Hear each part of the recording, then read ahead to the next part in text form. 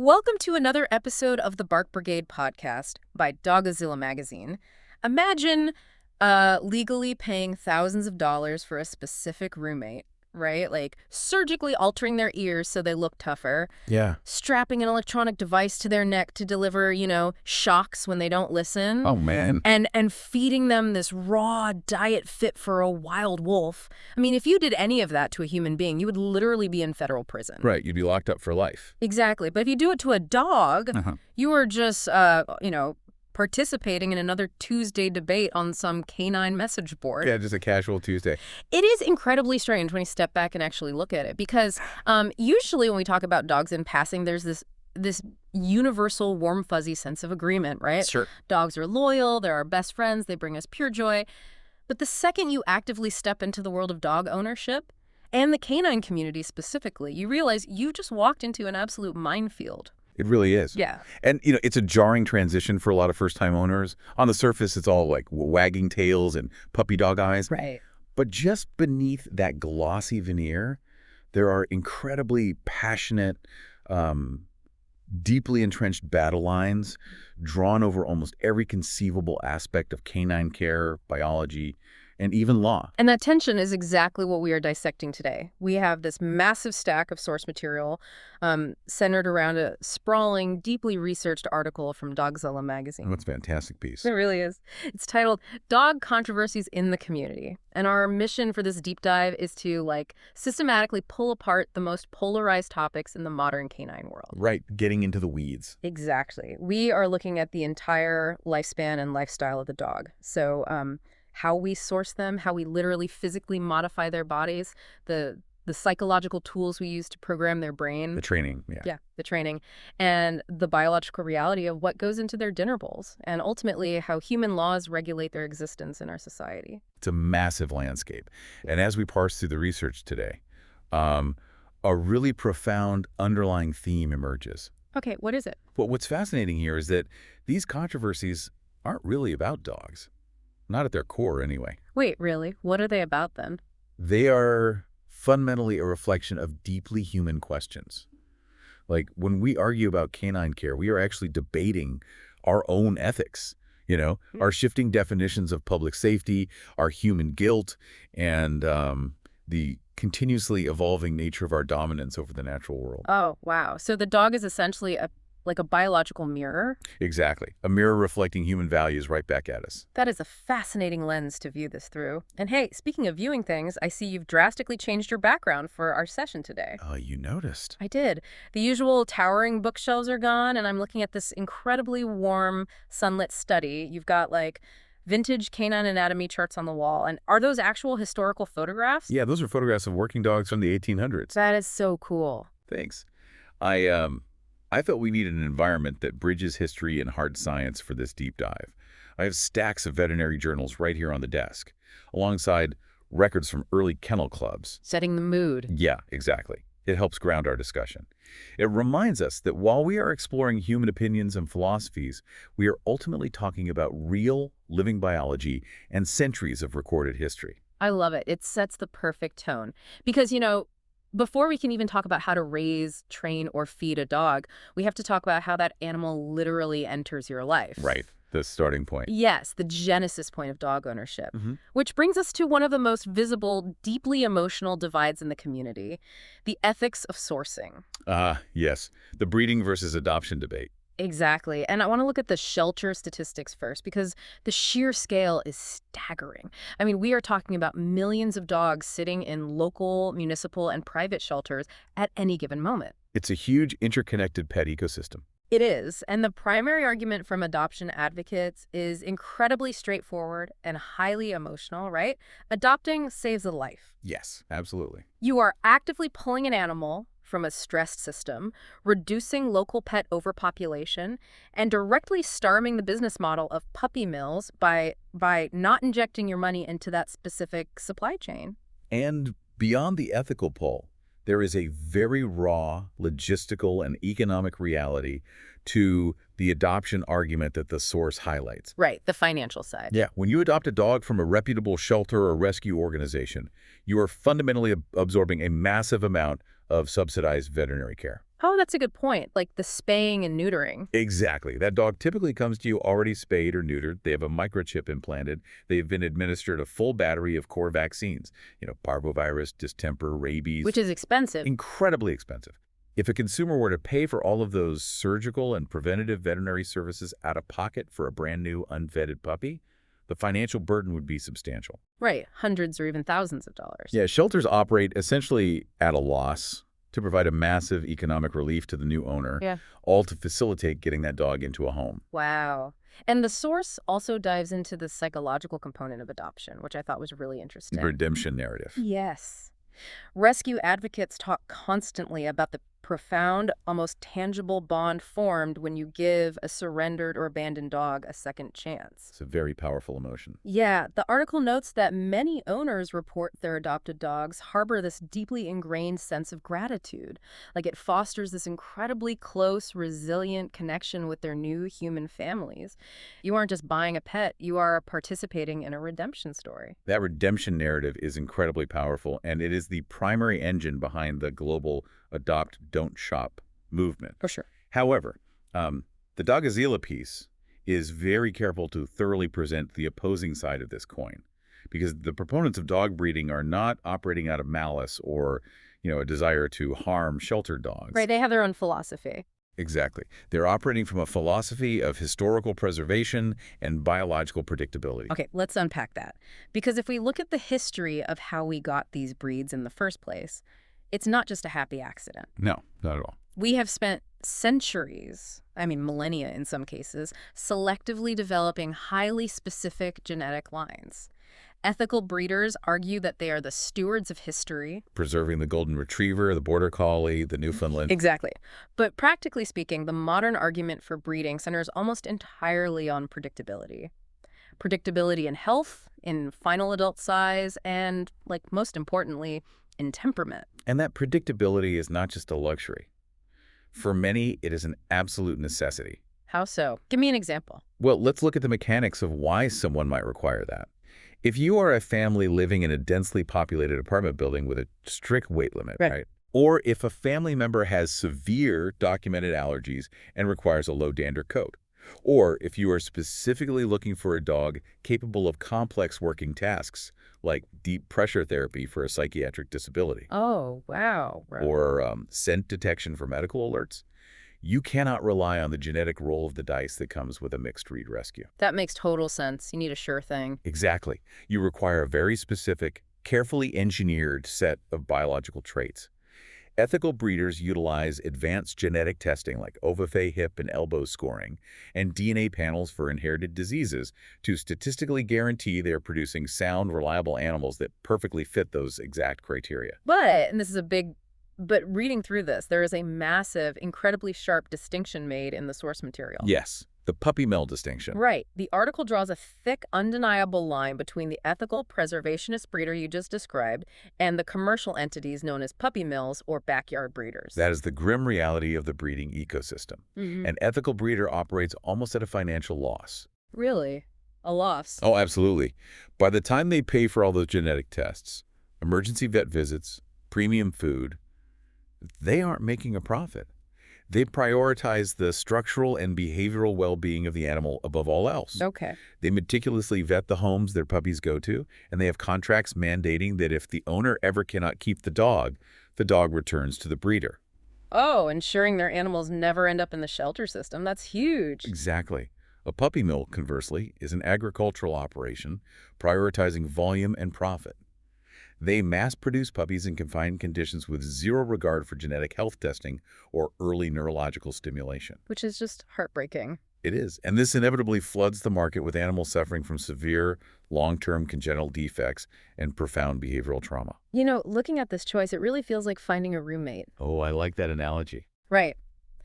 If you go to a highly exclusive, expensive matching agency because you absolutely need a roommate who loves mountain climbing, has a documented allergy to peanuts, and is genetically predisposed to waking up at 6 a.m. with a smile. Sounds exhausting, but yes. That is the ethical breeding route. You are paying a premium for a very specific, highly vetted, predictable lifestyle match. Right. On the other hand, answering a community board ad from someone who just lost their apartment and desperately needs a place to crash, knowing you might have to work through some unpredictable habits and weird quirks, but knowing you are doing a genuinely life-saving deed, that's the adoption route. That's a great way to put it. And if we push that roommate analogy further, the true danger lies in the middle ground. The unvetted Craigslist ad. Yes, the ad offering a perfect roommate for cheap who turns out to be a chaotic nightmare. That is the backyard breeder.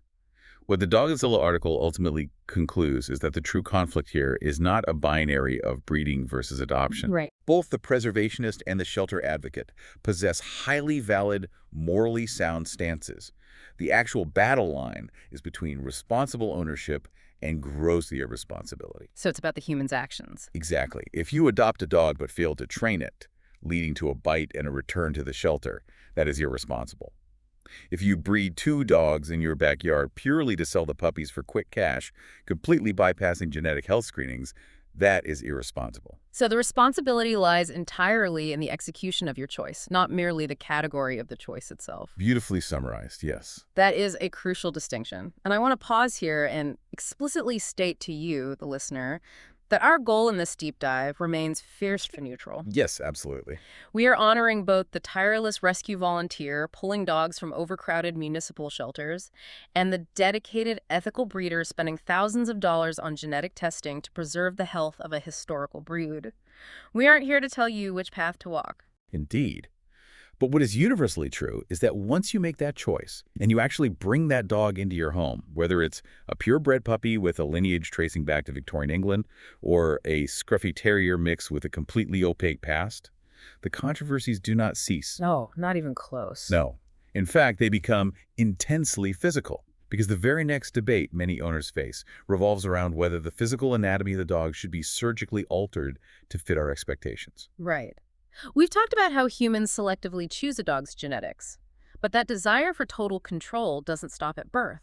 It bleeds directly into how we physically carve a dog's body to fit an aesthetic. The body modification debate. Yes, we are moving into the body modification debate, focusing heavily on 2 highly visible, polarizing procedures: ear cropping and tail docking. This is an incredibly fraught intersection of historical tradition, modern veterinary medicine, and basic animal welfare. Let's start by looking at why people are actually doing this today. Historically, and even currently within certain show rings, proponents argue that these surgical procedures align with deeply ingrained historical breed standards. Right. The look of the dog. Yeah, a Doberman Pinscher is supposed to have tall, pointed ears. A boxer is supposed to have a short, stubby tail. But the source points out that the pro-modification camp doesn't just rely on looks, right? They argue there is a genuine functional utility to these surgeries. They do. The functional arguments are deeply rooted in the historical jobs these animals were engineered to perform. Like what? Let's look at ear cropping. Historically, dogs used for hunting large, dangerous game, or livestock guardian dogs, protecting sheep from wolves, had their ear flaps removed to prevent predators from having a convenient handhold to grab and tear during a fight. Okay, so tactical advantage. Exactly. And today, some proponents claim that removing the ear flap increases airflow to the ear canal, theoretically preventing chronic ear infections in breeds prone to them. And the argument for tail docking follows a similar historical logic, right? Precisely. Yeah. Now, tail docking is the surgical amputation of a portion of the dog's spine. Wait, spine? Yes, because the tail is simply the final extension of the vertebral column. Ouch. Historically, working dogs hunting through dense, thorny brush or herding heavy cattle were at risk of severe tail trauma. A cow stepping on a long tail, or a tail repeatedly whipping against thick underbrush, could result in a bloody, incredibly painful injury that is notoriously difficult to heal. I can imagine. So the argument was, and remains for some, that a clean surgical amputation of the tail at a few days old is a necessary preventative measure against a catastrophic painful injury later in adult life. But the pushback on that from the anti-modification stance is massive. Oh, it's monumental. Yeah, the article brings in the heavy hitters here, citing the American Veterinary Medical Association, the AVMA, along with coalition of animal welfare scientists. And their consensus is unequivocal. Completely against it. They argue that in modern society, these procedures are purely cosmetic. They inflict unnecessary acute pain and distress on a neonate puppy, and crucially, they offer zero mathematically significant medical benefit to the vast majority of companion animals. And if we look at the biological mechanics underlying the AVMA's stance, the anti-modification argument becomes very clear. Modern veterinary science has debunked the ear infection myth. Really? So the airflow thing is bogus? It is. Studies show no correlation between floppy ears and increased infection rates when comparing cropped to uncropped dogs of the same breed. Wow, okay. As for tail docking, the mathematical probability of a modern family pet suffering a catastrophic tail injury on a suburban walk is incredibly low. The AVMA argues that proactively amputating an appendage to prevent a highly unlikely injury violates the fundamental medical ethos of do no harm. That makes total sense. Furthermore, the source discusses the neurological and behavioral fallout. You mentioned the tail is an extension of the spine. When you sever those nerves, you aren't just cutting hair. Exactly. The amputation severs major nerve bundles. There is documented evidence of some dogs developing neuromas. What are neuromas? They are bundles of tangled nerve endings at the stump that can cause chronic, lifelong phantom pain. Oh, that's terrible. It is. And beyond the physical pain, there's a severe behavioral cost. Dogs communicate incredibly complex emotional states to one another through the subtle carriage of their ears and the specific sweeping motions of their tails. Their body language. Yes. When we surgically remove a dog's tail and freeze their ears into a rigid, upright position, we are essentially stripping them of their primary tools of communication. Like taking away their voice. Exactly. We render them mute in the canine world, which can lead to severe misunderstandings and aggression at places like dog parks. This debate isn't just happening on internet forums either. The article outlines a massive, growing global movement codifying this into law. Yes, the legal landscape is shifting rapidly. The source notes that the United Kingdom, Australia, and much of the European Union have completely outlawed ear cropping and tail docking. Like, it is a criminal offense to perform these cosmetic surgeries there unless there is an acute, trauma-related medical necessity. Which demonstrates how seriously the ethical implications are being taken at a governmental level outside of the United States. I am reading all of this, and a core question keeps bubbling up for me. Okay, lay it on me. If a highly skilled, board-certified veterinarian performs the ear cropping procedure perfectly, fully under modern anesthesia, with top-tier multi-day pain management protocols, does the ethical concern simply evaporate? Or is the core issue that we, as humans, feel entitled to perform entirely elective cosmetic plastic surgery on a non-consenting biological creature simply because we prefer how it looks? That is the philosophical crux of the entire breed standard debate. And we connect this to the bigger picture. It explores the deeply ingrained tension in how we view the dog. For centuries, dogs were utilitarian tools. Yeah. You modified the tool to suit the job. But today, we overwhelmingly view dogs as sentient family members. Yeah, they sleep in our beds. Exactly. So when a human values an aesthetic silhouette so highly that they're willing to subject a puppy to surgery, general anesthesia, and weeks of painful healing and taping just to achieve a specific look, we must critically examine our motives. Are we honoring an outdated Victorian aesthetic, or are we treating a living creature as a luxury accessory? Precisely. The source urges owners to wrestle with that reality, noting that physically altering an animal for human vanity is becoming increasingly difficult to justify in the modern era. It is a profoundly heavy question, and as we transition from the physical to the psychological, we see that desire for control manifesting in different ways. We've talked about physically carving the dog's body, but the invisible ways we try to program a dog's brains, specifically through the philosophy and the literal tools of behavioral training, are just as fiercely, if not more fiercely, debated. Shaping the mind. This is where the daily, grueling reality of dog ownership lives, and it is an absolute battlefield of competing behavioral methodologies. The Doggozila article outlines a massive ideological divide here. On one side, you have positive reinforcement. The mechanics here are entirely based on rewarding desired behavior. Right. You ask the dog to sit, the dog sits. You deliver a high-value food reward, a toy, or praise.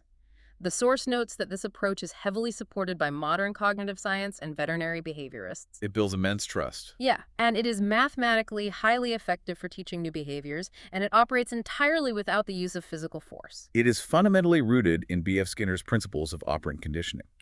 The dog learns that their specific actions can manipulate their environment to produce a positive outcome. Okay, that sounds great. But on the complete opposite end of the spectrum, you have punitive or balanced training methods. These methods rely heavily on the application of physical corrections, aversive pressure, and positive punishment. So Meaning, when the dog performs an undesirable behavior, an uncomfortable or painful stimulus is applied to suppress that behavior. got it.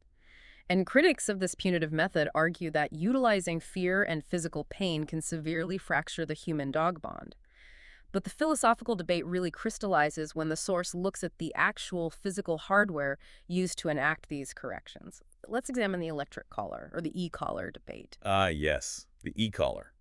These are devices worn around the dog's neck, controlled by a handheld remote operated by the human, which deliver varying levels of blunt electrical stimulation. Shocks. Yes, ranging from a mild tickle to a severely painful shock, directly into the dog's skin. The pro-e-collar argument presented in the text is that these tools, when used correctly, are unparalleled in their effectiveness. Supporters argue they are a necessary life-saving tether for off-leash training in open environments where a physical leash isn't an option. Right, like hiking off trail. Exactly. Furthermore, trainers who use them argue they are sometimes the only viable option for managing incredibly powerful, large-breed dogs, or for completely suppressing severe, dangerous behaviors, like a dog that aggressively chases cars or attacks livestock. Situations where the dog's literal life is at risk if they don't obey an instant recall command. Yeah. Conversely, the arguments against e-collars are incredibly intense and heavily backed by behavioral science. Animal welfare organizations and force-free trainers view these devices as inherently inhumane. Their core argument is that e-collars rely fundamentally on pain, fear, and intimidation to force compliance. Right. Critics point out the psychological mechanics of what happens when you shock a dog. It doesn't just stop the behavior. It routinely causes severe psychological fallout, including chronic anxiety, learned helplessness, and most dangerously, redirected aggression. Wait, explain the mechanics of redirected aggression in this context. How does a shock collar cause a dog to become aggressive? It comes down to something behavioral scientists call superstitious associations. Let's say you're walking your dog, and they lunge at a passing bicycle. You press the button and deliver a painful shock to stop the lunging. Makes sense to the human. Right, but your timing is slightly off. The dog wasn't looking at the bike the exact millisecond the shock arrived. The dog had turned its head and was looking at a toddler walking on the sidewalk. Oh, no. Because dogs learn through immediate association, the dog doesn't realize it was shocked for lunging at the bike. The dog's brain instantly computes. When I look at toddlers, I experience sudden, intense pain on my neck. Wow. So you have just accidentally, permanently, classically conditioned that dog to fear and potentially attack toddlers. Exactly. That is terrifying. It is a massive risk. Furthermore, critics argue the e-collar is a psychological band-aid. It suppresses the outward symptom of the behavior through fear, but it completely fails to address the underlying emotional root cause of why the dog was lunging in the first place, which is usually fear or anxiety. Right. They're still scared, they just aren't showing it. Exactly. And perhaps most alarmingly, the source highlights the catastrophic risk of misuse. These are complex behavioral modification devices sold off the shelf to the general public. Anyone can buy them. Yeah.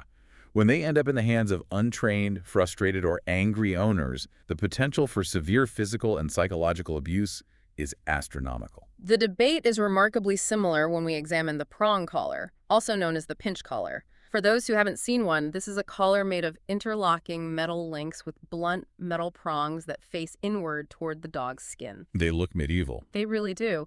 When the human applies tension to the leash, the collar constricts and the metal prongs dig uniformly into the dog's neck.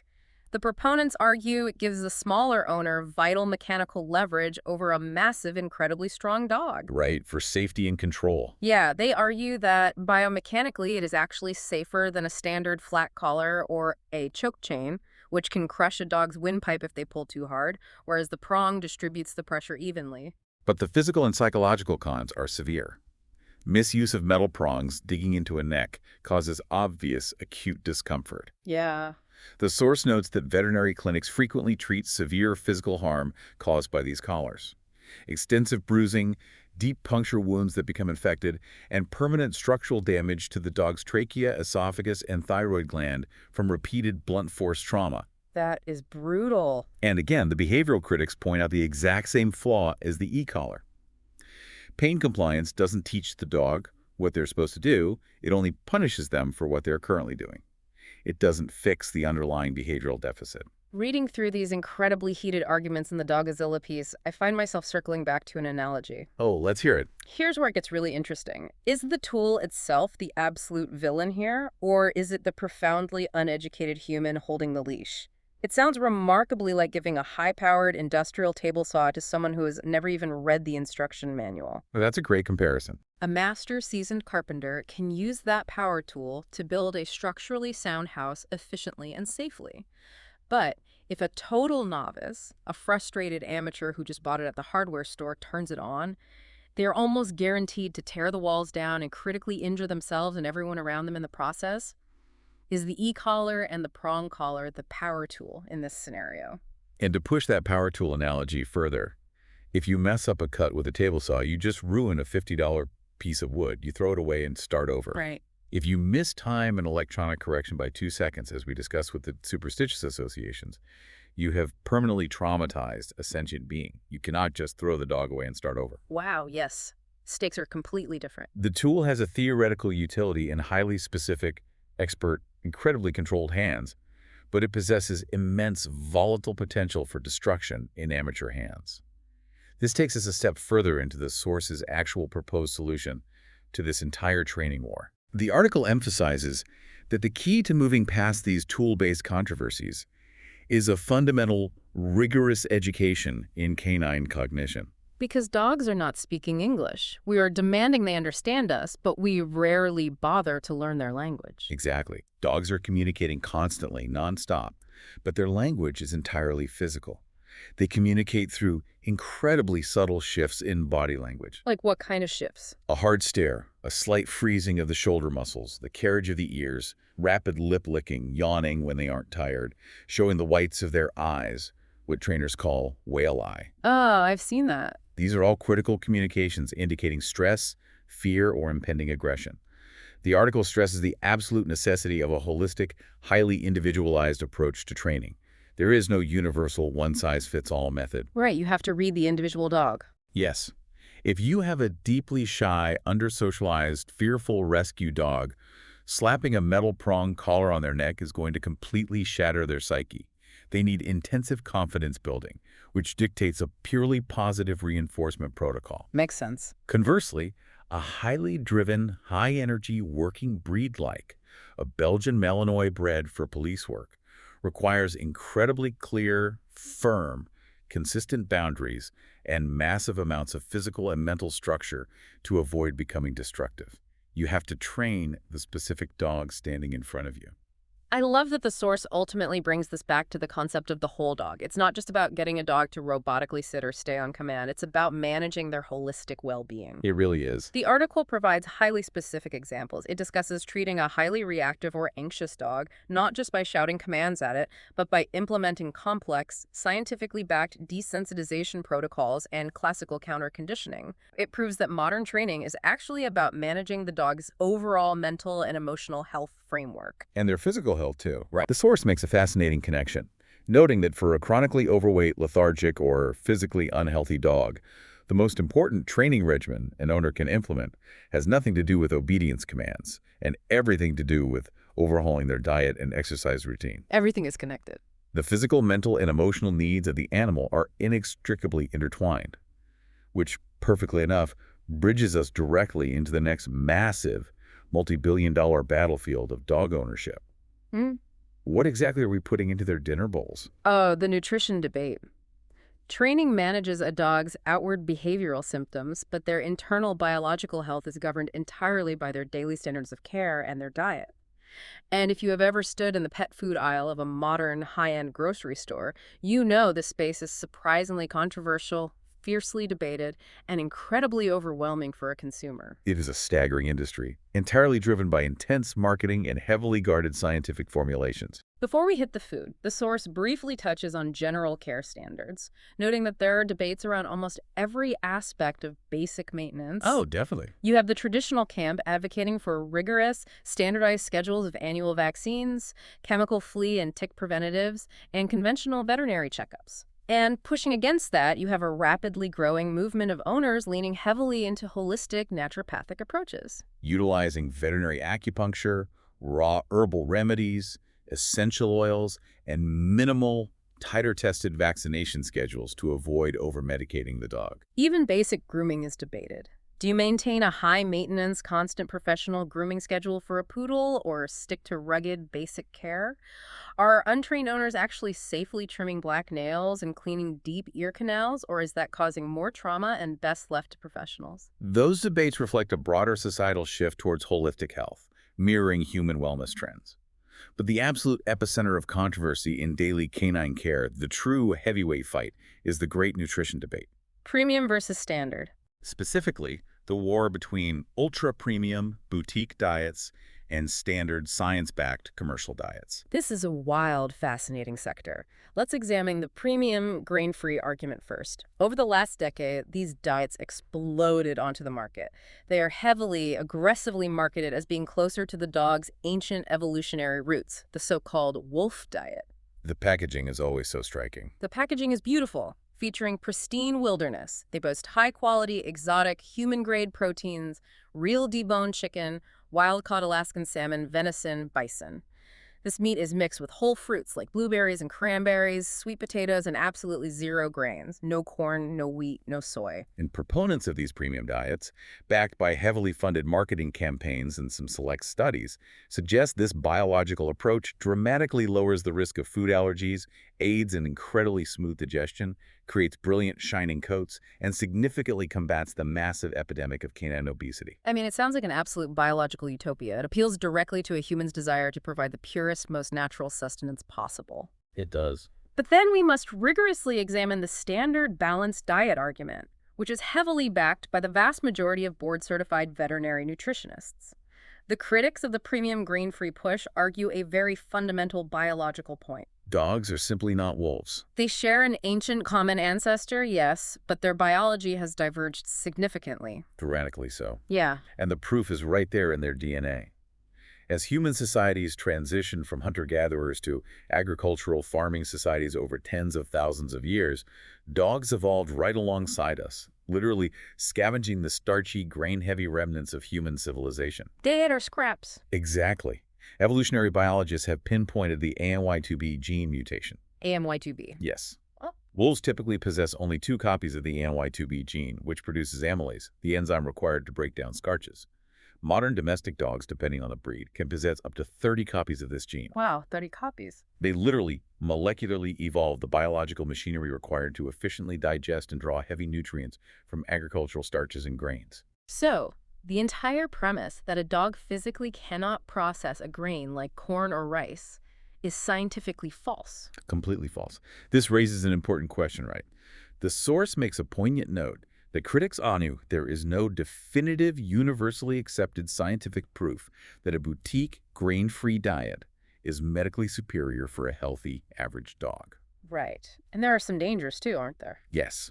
In fact, the FDA recently launched massive investigations into a potential link between certain boutique, exotic protein, grain-free diets and a fatal heart condition in dogs called dilated cardiomyopathy, or DCM. Oh, wow. While the exact mechanism is still being studied, it suggests that arbitrarily removing grains and substituting them with massive amounts of legumes like peas and lentils to bind the kibble together may be interrupting the dog's ability to synthesize taurine. And taurine is an essential amino acid for heart health. Exactly. Critics of the premium movement argue that a lot of these diets are essentially just highly successful, incredibly expensive marketing tactics preying directly on owner anxiety. I was looking at the actual retail numbers on some of this premium kibble, and I am genuinely stunned. People are paying $90, sometimes $120 for a single bag of ancestral wolf diet. It's big business. It is. Looking at the biology in this paper regarding the AMY2B gene, it seems like we are just projecting our own paleo diet, gluten-free human guilt onto our pets. So I have to ask you, the listener, to pause and consider your own budget and your own psychological motivations when you stand in that pet food aisle. A very necessary reflection. Right. If the veterinary science isn't 100% settled that grain-free is a magic bullet, how much of the premium food push is actually about canine health, and how much of it is about human guilt?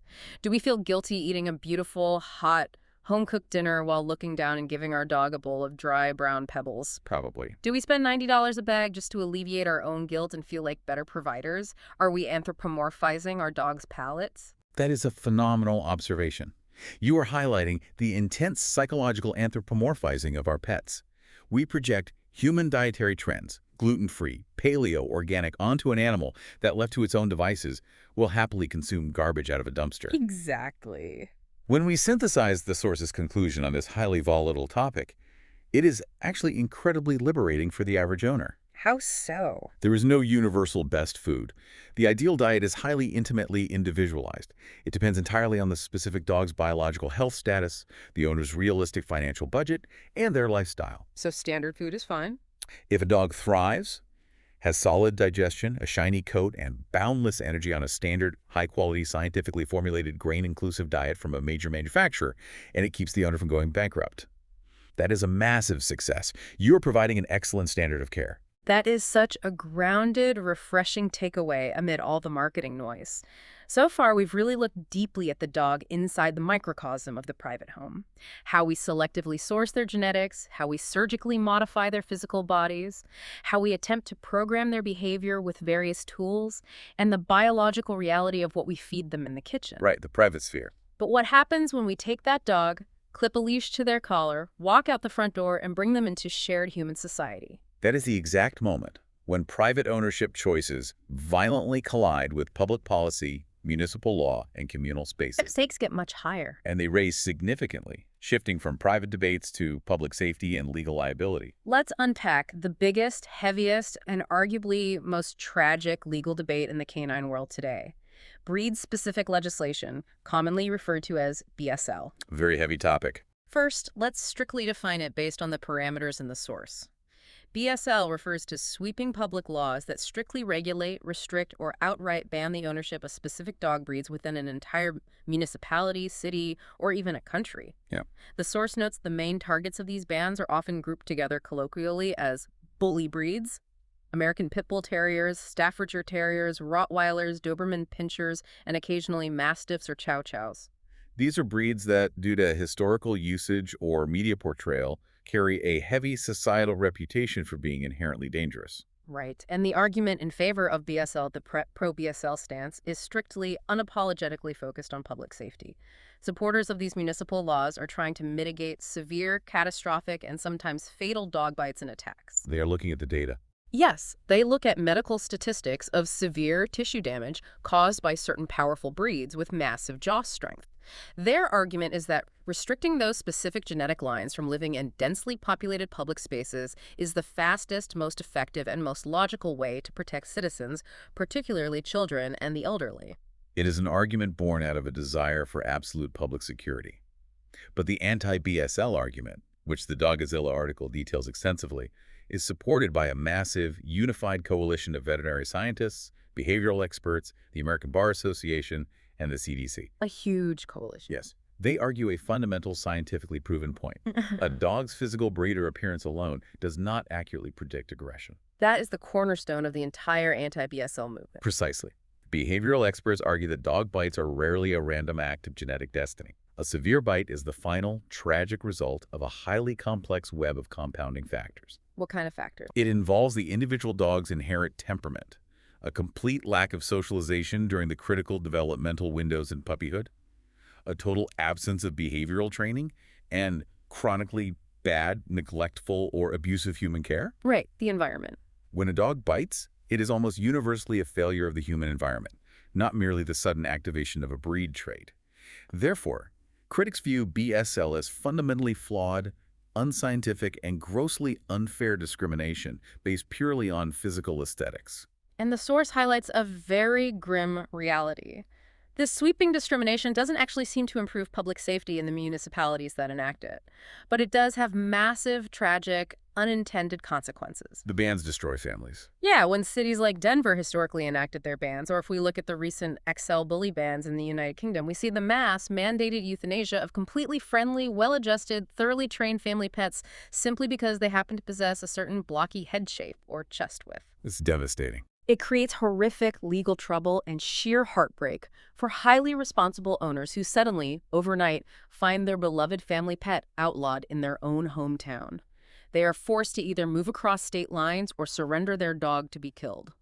At this juncture, we must carefully remind our listeners of our absolute neutrality.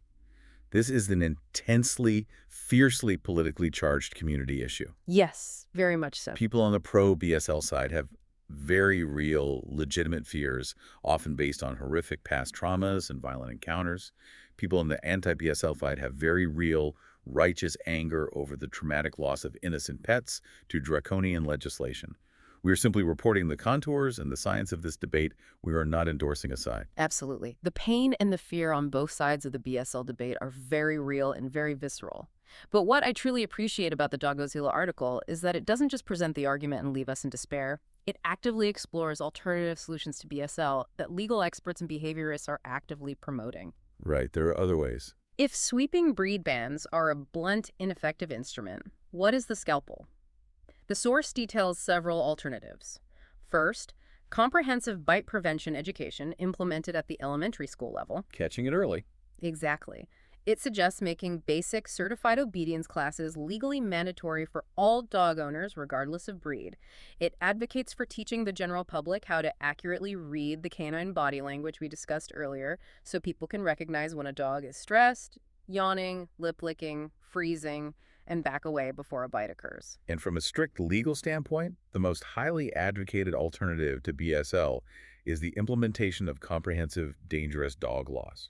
How do those differ from BSL? Rather than preemptively punishing an entire breed based on statistics, these laws target the individual aggressive dog and its owner, regardless of whether that dog is a pit bull, a German shepherd, or a golden retriever. Oh, okay, so it's about the specific dog.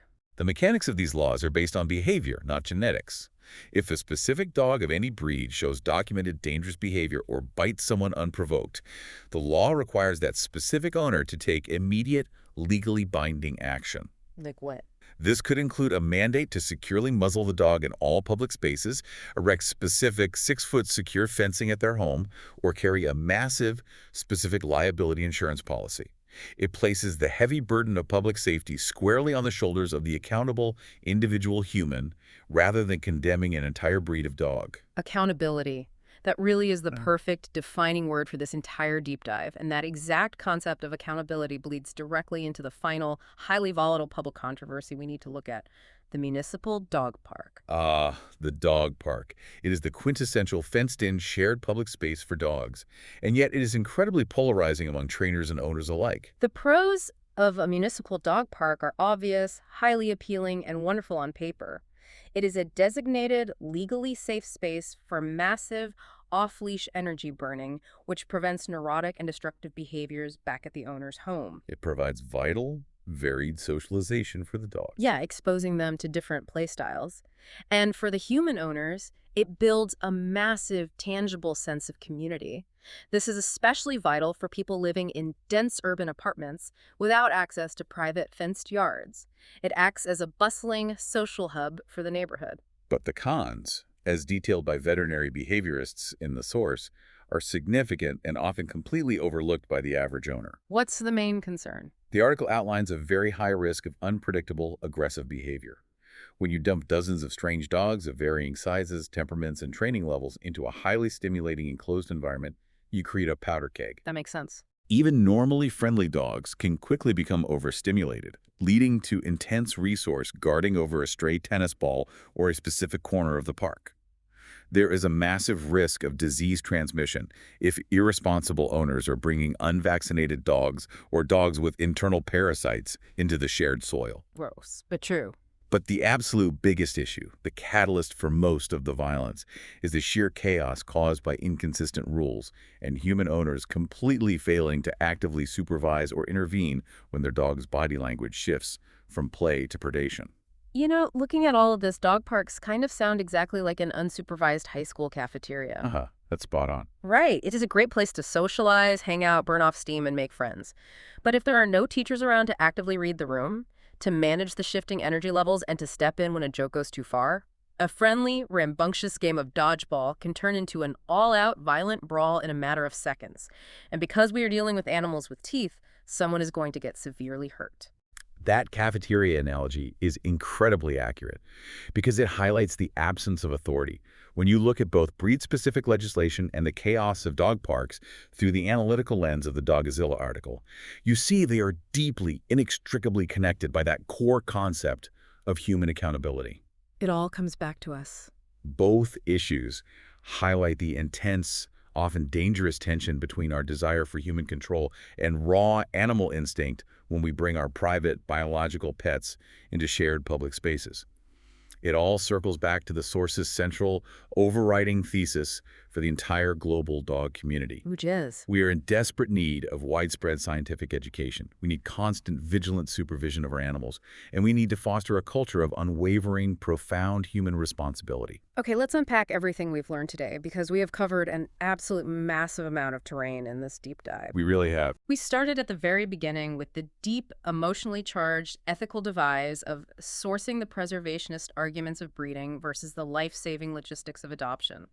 We looked at the heavy historical and biological debate surrounding body modifications, exploring the anatomy and the ethics of ear cropping and tail docking. Then the training. Right, we ventured into the polarizing, highly technical and psychological world of training tools, dissecting the mechanics of operant conditioning, e-collars, and the necessity of understanding canine body language.